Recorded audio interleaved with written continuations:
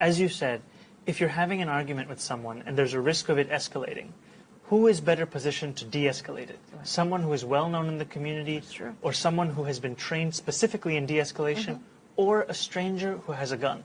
And Stop right there. Just listen to that. If you're in the NYPD, you're not a friend to the community. Under future mayor of New York City, Zohran Mamdani, the NYPD cop, is a stranger with a gun. He's trying to paint the cops out to be some type of demon. He's villainizing the cops right now. The difference with Eric Adams, he doesn't publicly say that. Eric Adams is a political genius, complete moron, but he's a genius in a sense. He'll say it in a different way, but he's doing something completely different. How do we know that? The mandate. He got rid of all these cops. He didn't bring them back. Mayor Eric Adams just completely destroyed this administration. We have numerous cops out there have been completely unprofessional under this administration, utilizing social media in a different tactic, which gives the fuel for someone like Mamdani to say the things that he's saying right now, because Eric Adams gave him the ammunition.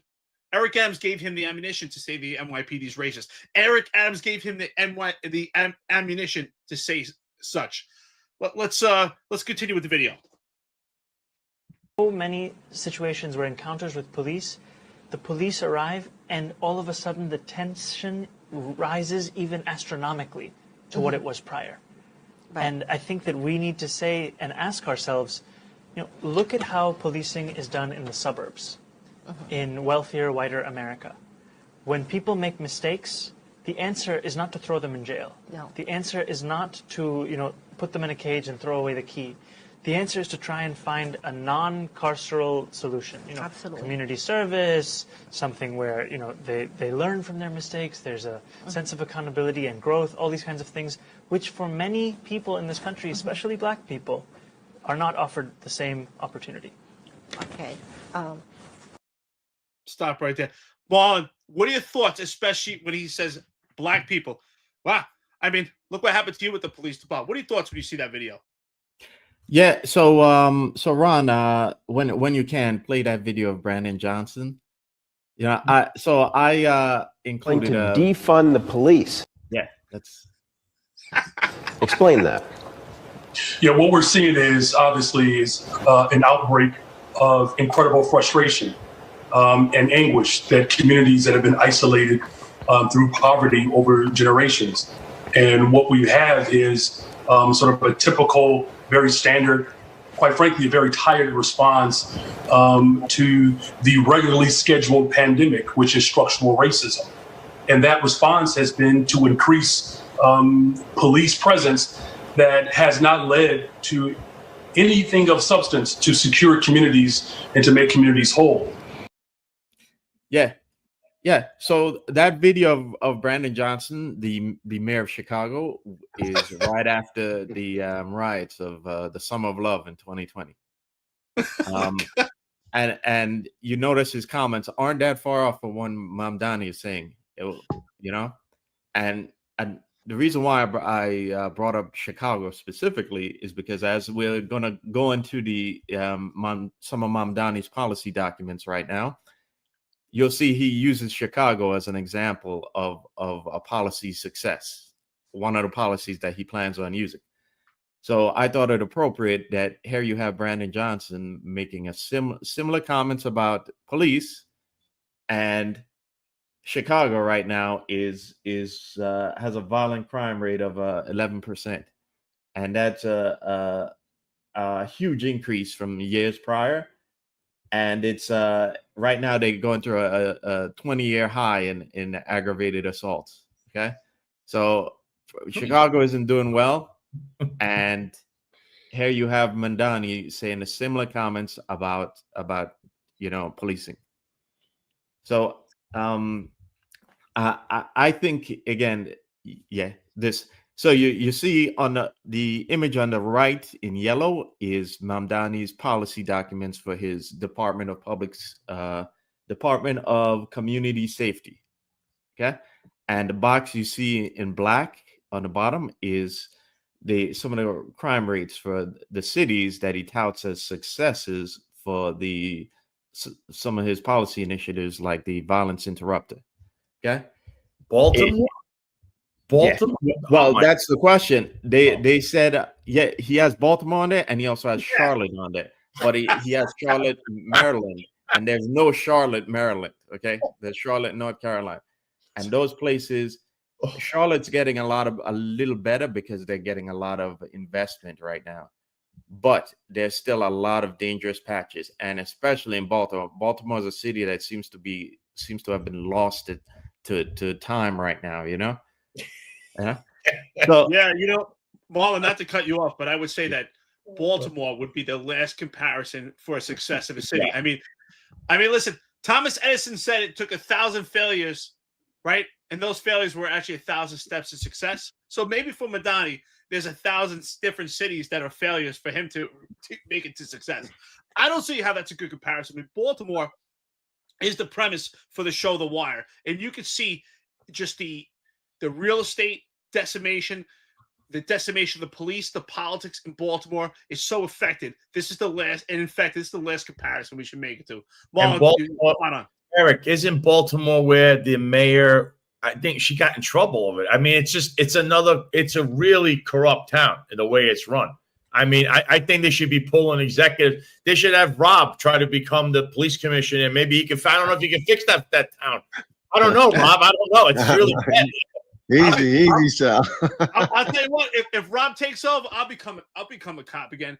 Marlon, do you have Detroit on there? I'm just curious. If he has Detroit on there, I just we might as well just quit this whole thing. Actually, that'd be a good thing because Detroit's actually waking up lately. You know, they're also seems to have hit rock. They needed to hit rock bottom before they actually woke up over there. But what's worse is he has Culiacan, Mexico, on there. That's hilarious. Okay, because that's the heart of the Sinaloa cartel right now. Huh? That's why I put that image of hundreds dead in Mexico City right now. They're talking about Culiacan, Mexico. So I don't know if I don't know if Zohan's team actually even read this document or who produced it, but clearly they're detached from reality here. You know. So the reason why I'm bringing this up is because, what he's saying now is detached from reality, and he's going to face a new reality if he gets into that mayor's office, like de Blasio, and he's not going to he's going to have to straighten up. Okay, I think we tend to gloss over it, but again, as I said last go around, de Blasio after. All his comments about policing, he goes out and he finds the best police executive out there. Okay. And I think that's exactly what Zohan's going to do, even after all of that. So when I hear him talking about that, I think to myself, okay, that's fine now, but let's see once you get inside the office, how that's going to, how much you're going to change. I mean, I thought you guys liked me, and now you sent me to Baltimore. I mean, geez. We'll come visit you. We'll come visit you. Come visit me. You know what? I love Camden Yards, by the way. That's one of my favorite ball fields. Awesome. Listen, deputy commissioner. All right. Wait. You're already running a corrupt administration. Here we go. I love when he talks about that. Police escalate. I don't remember if you look at you watch cop videos in white suburban neighborhoods. I don't see cops giving people a free ride, right? It's the same type of police procedures. If you're wrong, you're wrong. You go to jail. If you're emotionally disturbed, they take you into custody and they give you the mental health. But last time I looked, every time that I showed up on the job, there were a few people thanking me. Thank God you showed up because it quelled everything. So he talks about police respond and escalate. I mean, that's bizarre. That's not what we do. We go there and we de-escalate. That's what we're trained to do.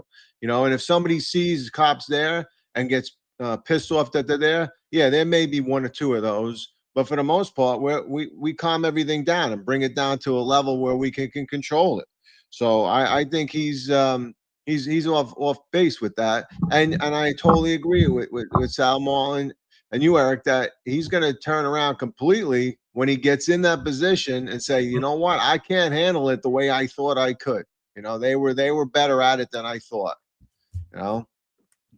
Yeah. I agree with you, Rob. That's like, I don't know. This guy, his policies, that to follow the model of Baltimore that's like completely downgrading. I don't even think that that's even feasible, because I'm sure that, as you just said, Rob, it's one thing to say something to get in. It's another to govern. I can't imagine him.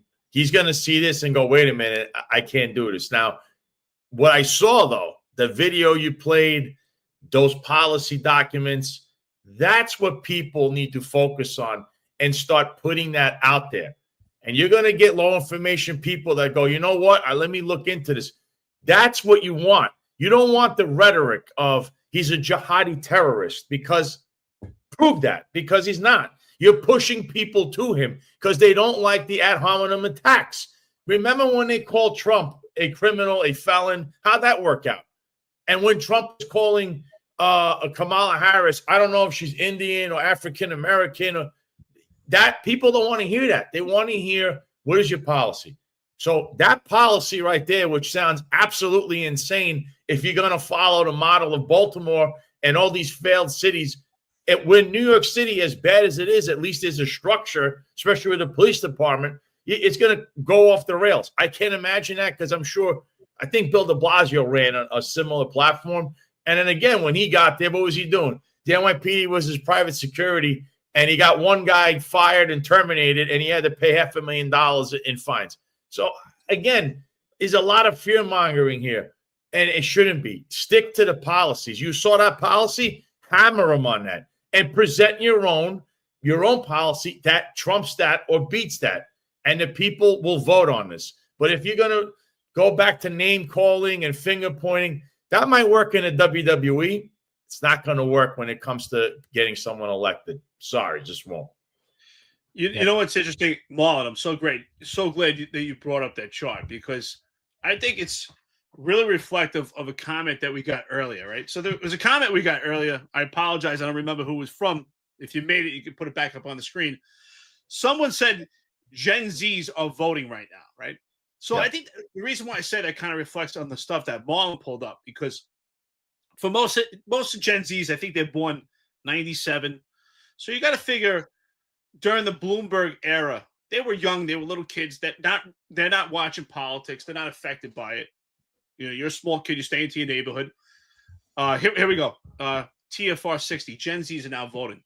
So for the Gen Zs, they don't really understand of how New York City was thriving in comparison to Marlon. The cities that you're putting up, they were failures back then.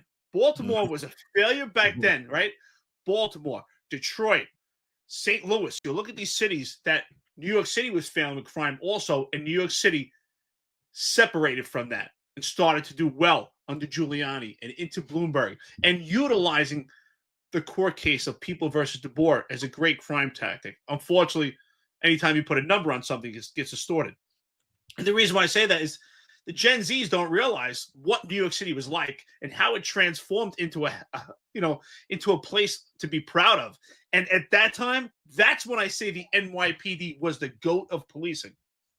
The NYPD was revered throughout the entire country.